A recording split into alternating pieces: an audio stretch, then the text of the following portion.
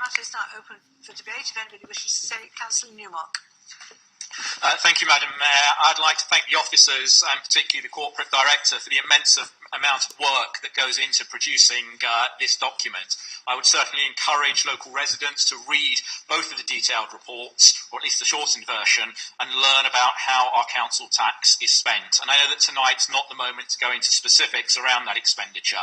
However, I did want to highlight the trends and the bigger story that lies behind these accounts, a story of how this government is squeezing local authorities like us to the bone with cuts after cuts after cuts. Since we last met as a council, the Chancellor presented his budget to Parliament, hopefully his last budget before a general election, and he claimed that austerity is over, and yet there was no new money for the NHS, nothing for schools, nothing for the police, inadequate support for children's services. And relevant to these accounts in front of us today, critical for anyone analysing the accounts of this local authority, nothing new whatsoever for local government.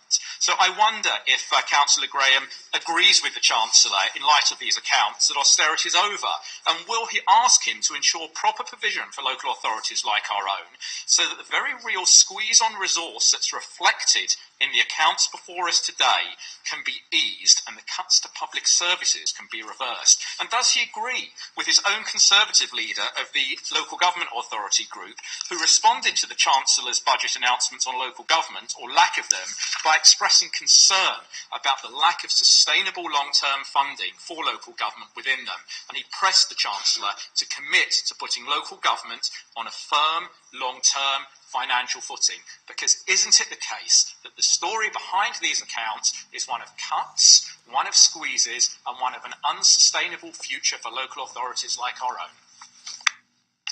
Thank you, Councillor Newmark. Any